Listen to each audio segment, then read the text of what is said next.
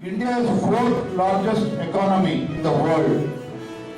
ಭಾರತ ಜಗತ್ತಿನ ನಾಲ್ಕನೇ ಒಂದು ದೊಡ್ಡ ಆರ್ಥಿಕ ಶಕ್ತಿಯಾಗಿ ಹೊರಹೊಮ್ಮಿದೆ ಅಂತ ಹೇಳಿದ್ರೆ ಕೇವಲ ಭಾಷಣಗಳಿಂದ ಇದನ್ನ ಈ ಗುರಿಯನ್ನು ತಲುಪೋದಕ್ಕೆ ಸಾಧ್ಯ ಇಲ್ಲ.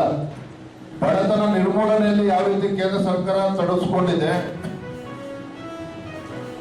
ಮೊನ್ನೆ ದಿನ ಪತ್ರಿಕೆಗಳು ನಾವು ನೋಡಿದ್ದೇವೆ. ಅತ್ಯಂತ ಕಡು ಬಡವರಿರ್ತಕ್ಕಂಥ ದೇಶ ಭಾರತದಲ್ಲಿ 80% ಅಷ್ಟು ಇವತ್ತು ಕಡು ಬಡತನ ನಿರ್ಮೂಲನೆ ಆಗಿದೆ ಅನ್ನೋದು ಕೂಡ ನಾವು ಪತ್ರಿಕೆಗಳು ನಾವೆಲ್ಲರೂ ಕೂಡ ನೋಡಿದ್ದೇವೆ. ದೇಶದ ಉಕ್ಕಿನ ಮನುಷ್ಯ ಎಂದು ಖ್ಯಾತಿಯಾಗಿರ್ತಕ್ಕಂಥ ಗೌರವಾನ್ವಿತ ಗೃಹ ಸಚಿವರು ಅಮಿತ್ ಶಾಜಿಯವರ ಒಂದು ದಿಟ್ಟ ನಿರ್ಧಾರಗಳಿಂದ ಇವತ್ತು ನಕ್ಸಲಿಸಂ ಬಗ್ಗೆ ಹೆಚ್ಚು ಚರ್ಚೆ ಆಗ್ತಾ ಇಲ್ಲ. ದೇಶದಲ್ಲಿ ಕರ್ನಾಟಕದಲ್ಲೂ ಚರ್ಚೆ ಆಗ್ತಾ ಇಲ್ಲ, ಪಕ್ಕದ ತೆಲಂಗಾಣ ರಾಜ್ಯದಲ್ಲೂ ಕೂಡ ಚರ್ಚೆ ಆಗ್ತಾ ಇಲ್ಲ, ಛತ್ತೀಸ್ಗಢದಲ್ಲೂ ಕೂಡ ಚರ್ಚೆ ಆಗ್ತಾ ಇಲ್ಲ. ಅಂದ್ರೆ ನಕ್ಸಲಿಸಂ ಅನ್ನ ಬುಡ ಸಮೇತ ಕಿತ್ತಾಟದಲ್ಲಿ ಒಂದು ಮೋದಿಜಿ ನೇತೃತ್ವದ ಎನ್ಡಿಎ ಸರ್ಕಾರ ಯಶಸ್ವಿಯಾಗಿದೆ. ಒಂದು ಕೊನೆಯ ಹಂತದಲ್ಲಿ ಒಂದು ನಕ್ಸಲಿಸಂ ಅಂದ್ರೆ ಕೊನೆಯ ಹಂತದಲ್ಲಿ ಬಂದಿದೆ, ಅದನ್ನು ಕೂಡ ಬುಡ ಸಮೇತ ಕಿತ್ತಾಡ್ತಕ್ಕಂಥ ಕೆಲಸದ ನಮ್ಮ ಎನ್ಡಿಎ ಸರ್ಕಾರ ಮಾಡಲು ಯಶಸ್ವಿಯಾಗಿದೆ ಅನ್ನೋದನ್ನ ಈ ಸಂದರ್ಭದಲ್ಲಿ ಬಹಳ ಹೆಮ್ಮೆಯಿಂದ ಹೇಳಲಿಕ್ಕೆ ಇಚ್ಛಪಡ್ತೇನೆ.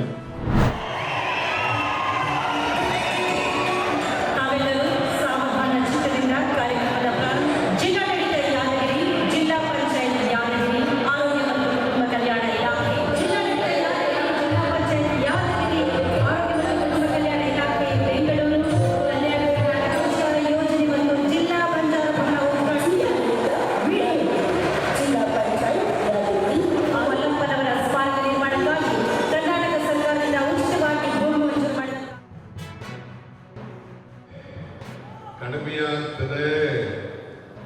ನೀವೆಷ್ಟು ಹಣ ಖರ್ಚು ಮಾಡ್ತೀರಿ ಅಷ್ಟು ಅಭಿವೃದ್ಧಿ ಆಗಲಿಕ್ಕೆ ಸಾಧ್ಯ. ಯಾಕಂತಂದ್ರೆ ನಂಜುಂಡಪ್ಪನವರ ವರದಿ ಪ್ರಕಾರ ಹೆಚ್ಚು ಇನ್ನುಳಿದಿರ್ತಕ್ಕಂಥ ಪ್ರಾಂತ್ಯ ಅಂದ್ರೆ ಹೈದರಾಬಾದ್, ಕರ್ನಾಟಕ. ಅವರ ಅವಧಿ ಮುಗಿತು. 8 ವರ್ಷಗಳ ಕಾಲ ಹೆಚ್ಚುವರಿಯಾಗಿ ಖರ್ಚು ಮಾಡಿ ಅಂತ ಹೇಳಿದ್ರು. ಹಣನ ಖರ್ಚು ಮಾಡಬೇಕು. ನಿಮ್ಮ ರೆಗ್ಯುಲರ್ ಆಗಿ ಬರ್ತಕ್ಕಂಥ ಅನುದಾನದ ಜೊತೆಗೆ ಪ್ರತಿ ವರ್ಷ 2,000 ಕೋಟಿ ರೂಪಾಯಿಗಳನ್ನು ಖರ್ಚು ಮಾಡಬೇಕು ಅಂತ ಹೇಳಿದ್ರು. ಆದ್ರೆ ನಂಜುಂಡಪ್ಪನವರ ವರದಿ ಅವಧಿ ಮುಗಿದೋದ್ರಿಂದ ನಾನೀಗ ಮತ್ತೆ ನಮ್ಮ ಸರ್ಕಾರ ಬಂದ ಮೇಲೆ ಗೋವಿಂದರಾವ್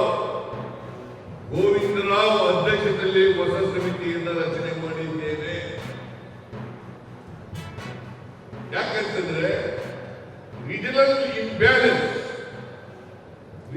ಇಂಬ್ಯಾಲೆನ್ಸ್ ಇನ್ನೂ ಎಷ್ಟಿದೆ, ನಂಜುಂಡಪ್ಪನವರ ವರದಿ ಪರಿಣಾಮ ಏನು ಇವು ಅರ್ಥ ಆಗ್ಬೇಕು, ಗೊತ್ತಾಗಬೇಕು ಸರ್ಕಾರಕ್ಕೆ ಅಂತಕ್ಕಂಥ ಕಾರಣದಿಂದ ಗೋವಿಂದರಾವ್ ಅವರ ಅಧ್ಯಕ್ಷತೆಯಲ್ಲಿ ಸಮಿತಿಯನ್ನು ರಚನೆ ಮಾಡಿದ್ದೇನೆ.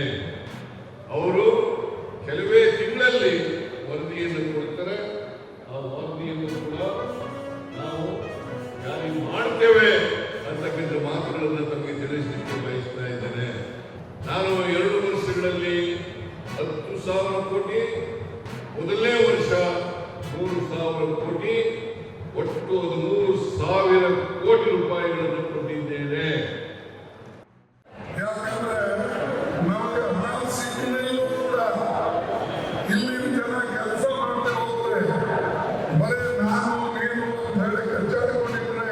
ಯಾವ ಕೆಲಸ ಕೂಡ ಆಗಲಿಲ್ಲ. ಅದಕ್ಕಾಗಿ